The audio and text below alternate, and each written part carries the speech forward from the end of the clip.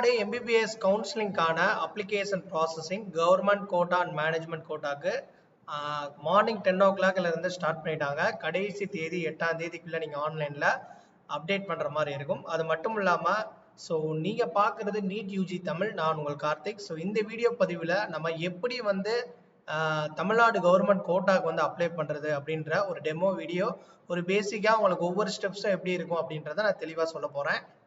வீடியோவை ஸ்கிப் பண்ணாம கடைசி வரை பாருங்க, வீடியோ ஷேர் பண்ணுங்க.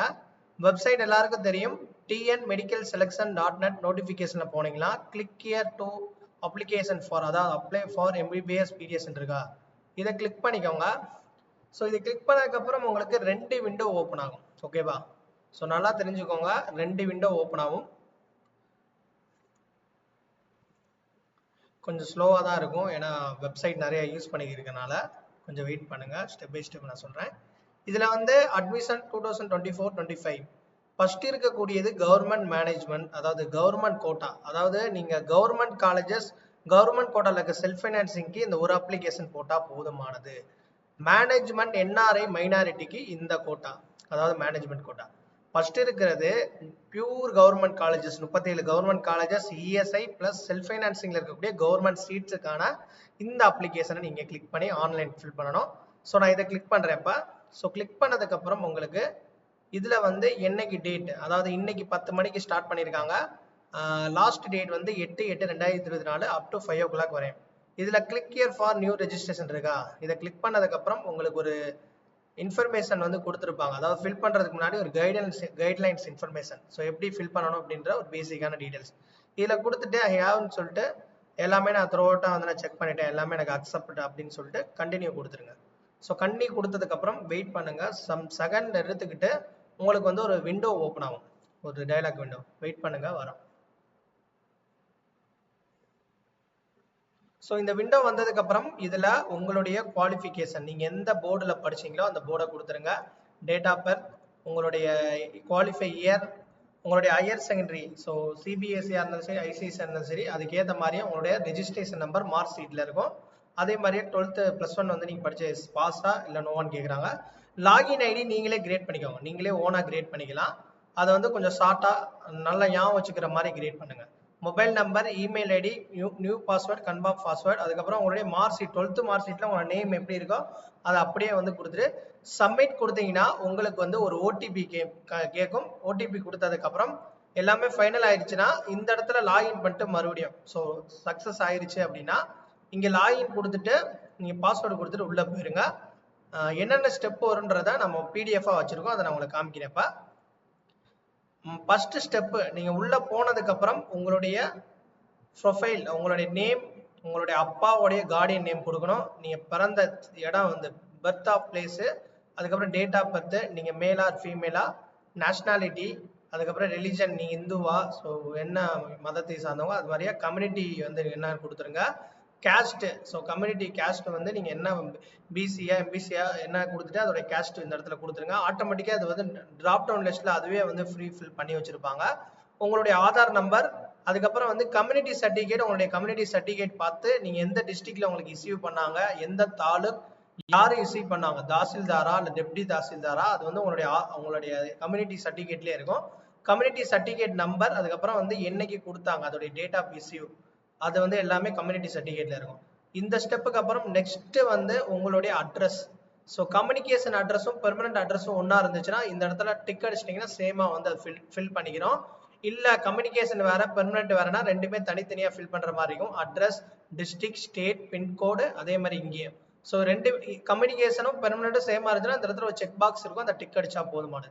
ஸோ இந்த இடம் ரொம்ப முக்கியமான ஒரு இது. ஸ்பெஷல் ரிசர்வேஷன் இன்ஃபர்மேஷனை ஃபில் பண்ணும்போது நீங்க ஸ்போர்ட்ஸ் பர்சனா இருந்தா எஸ் கொடுங்க, எக்ஸ் சர்வீஸ் மேனா இருந்தா எஸ் கொடுங்க, பர்சன் வித் டிசபிலிட்டி BWD இருந்தா எஸ் கொடுங்க. இல்ல இது எதுவுமே கிடையாது, நோ கொடுத்துருங்க. அதே மாதிரியே வந்து ஈரோடு மெடிக்கல் காலேஜ் இருக்கு பாத்தீங்களா, government medical college IRT. So அந்த கல்லூரியை பொறுத்தவரை IRT வார்டு கோட்டா இருக்கு.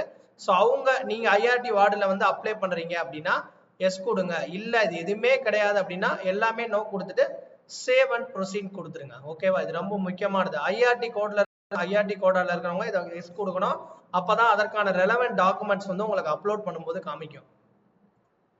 ஓகே, நெக்ஸ்ட் வந்து ஃபர்ஸ்ட் பர்சனல் இன்ஃபர்மேஷனை வந்து நம்ம ஃபில் பண்ணியாச்சு. அடுத்து ஸ்கூல் ஆஃப் ஸ்டடி இன்ஃபர்மேஷன்.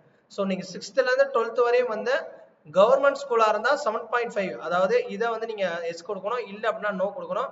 அதே மாதிரி நீங்க தமிழ்நாட்டில் தான் படிச்சீங்கன்னா எஸ் கொடுங்க. எல்லாருமே வந்து தமிழ்நாட்டில் படிச்சனால எஸ் கொடுத்துருவீங்க.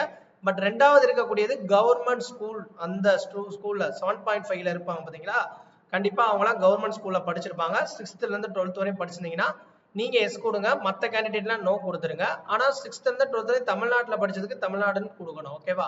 இல்லை அப்படின்னா நோ கொடுத்துக்கோங்க. அதே மாதிரி வந்து அடுத்து வந்து உங்களுடைய ஸ்கூல் ஆஃப் ஸ்டடி 6th ல இருந்து நீங்க 12th வரை எங்க படிச்சீங்க. ஒரே ஸ்கூல்னா பிரச்சனை இல்லை, இயர் ஆஃப் பாசிங் மட்டும் பார்த்துட்டு ஒரே ஸ்கூல் கொடுத்துட்டு அக்செப்ட் ஆல் கொடுத்துட்டீங்கன்னா வந்துடும். ஸ்கூல் டைப் எந்த மாதிரி டைப்பு, சிபிஎஸ்சியா ஐசிசியா எந்த மாதிரி டைப்பு, அதுக்கேற்ற மாதிரி கொடுத்துக்கோங்க. பிரைவேட்டா செல்ஃப் ஃபைனான்சிங் அந்த மாதிரி இருக்கும்.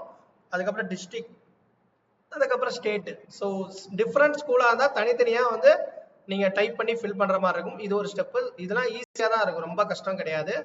நெக்ஸ்ட் வந்து உங்களுக்கு அடுத்து வந்து நீட்டோடைய யூஜியோடைய டீடைல்ஸ் கேட்பாங்க. ரோல் நம்பர், நீட்டோடைய ரோல் நம்பர் என்ன, உங்களுடைய அட்மிட் கார்டு ஸ்கோர் கார்டை பார்த்து அப்படியே டைப் பண்ணுங்க. அப்ளிகேஷன் நம்பர், எவ்வளவு மார்க் எடுத்தீங்க, நீட் யூஜி வந்து இது எத்தனாவது, அதாவது நம்பர் ஆஃப் அட்டெம்ப்ட், இதுவரை நீட் எக்ஸாம் எத்தனை தடவை எழுதிருக்கீங்கன்னா அதுக்கேற்ற மாதிரி எழுதுங்க. எங்கே எழுதுனீங்க எக்ஸாம, ஆல்ரெடி இப்போ எதுவும் கோச்சிங் போயிட்டு வந்து கவுன்சிலிங் அட்டன் பண்ணீங்கன்னா கொடுங்க, இல்லை அப்படின்னா நோன் கொடுத்துருங்க, ஓகேவா? ஸோ இது வந்து முக்கியமான டீடைல்ஸ். அதுக்கப்புறம் வந்து 3P academic details. Academic 3B வந்து அகடமிக் இன்ஃபர்மேஷன் வந்து நீங்க படிச்சவுடைய அந்த 12th உடைய டீடைல்ஸ் கொடுக்கணும். ஹையர் செகண்டரினா ஹையர் செகண்டரி, சிபிஎஸ்சினா சிபிஎஸ்சி, அதுக்கேற்ற மாதிரி கொடுத்துக்கோங்க. இந்த இடத்துல ஒரு முக்கியமா இருக்கு பாருங்க, under going completed any professional courses. இது வந்து யார் ஃபில் பண்ணணும் அப்படின்னா, இப்போ நிறைய பேர் வந்து ஒரு பிஎஸ்சி டிகிரியோ இல்லை பேராமெடிக்கலோ ஏதாவது ஒரு கோர்சஸ் படிச்சுட்டு வந்து நீட் எழுதி இந்த வருஷம் கவுன்சிலிங் அட்டன் பண்றீங்கன்னா ஆல்ரெடி நீங்க கம்ப்ளீட் பண்ணிட்டீங்க அப்படின்னா இதை கொடுங்க. அதே மாதிரியே வேற ஏதோ ஒரு இன்ஜினியரிங்கோ ஆர்ட்ஸ் ஜாயின் பண்ணிட்டு கவுன்சிலிங் அட்டன் பண்ணீங்கன்னா சேர்த்து எஸ் கொடுங்க. இல்லை அப்படின்னா நோ கொடுத்துட்டு கண்ணை மூடிட்டு அடுத்த ஸ்டெப்புக்கு போயிருங்க, ஓகேவா?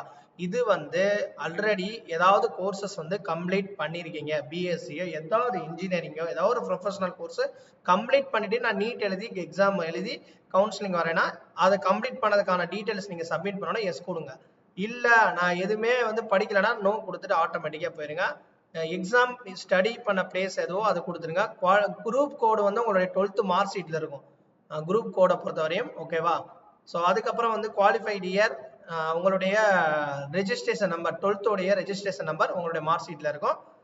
அதுக்கப்புறம் வந்து pass all subject equivalent number of attempt. இது வந்து ஒரு அட்டெம்ப்டா எத்தனை அட்டெம்ப்டோ, நீங்க 12th வந்து எத்தனை அட்டெம்ப்ட்ல பாஸ் ஆனீங்களோ அதுக்கேற்ற மாதிரி கொடுத்தோம். சில பேர் வந்து அரியர் வச்சு கூட அதாவது ஃபெயில் ஆயிட்டு கூட திருப்பி ரீ எக்ஸாம் எழுதிப்பேன், அதுக்கேற்ற மாதிரி நீங்க கொடுத்துக்கோங்க, ஓகேவா?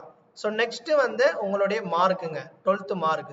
அதுல மேஜரா இருக்கக்கூடியது பிசிக்ஸ், கெமிஸ்ட்ரி, பயாலஜி, இது அதர்ஸ்னா நீங்க மேக்ஸ் வேற எதுவும்னாலும் மேக்ஸ் மேக்ஸிமம் கொடுத்துக்கோங்க. வேற ஏதாவது சப்ஜெக்ட் இருந்தாலும் அதுக்கேற்ற மாதிரி நீங்க கொடுத்துக்கோங்க, ஓகேவா?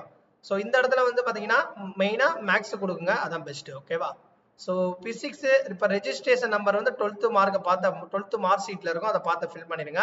எப்போ வந்து நீங்க எக்ஸாம் கம்ப்ளீட் பண்ணீங்க அப்படின்றத, எந்த மந்த் எந்த இயர் எக்ஸாம் 12th முடிச்சீங்க அதுக்கேற்ற மாதிரியா. மேக்ஸிமம் மார்க் வந்து 100க்கு தான் மோஸ்ட்லி இருக்கும். எவ்வளவு நீங்க வந்து எடுத்தீங்களோ அதை பார்த்து, இதெல்லாம் பேசிக்கா நம்ம பண்ணக்கூடியதுதான், ஈஸியா முடிச்சிடலாம். Save and proceed.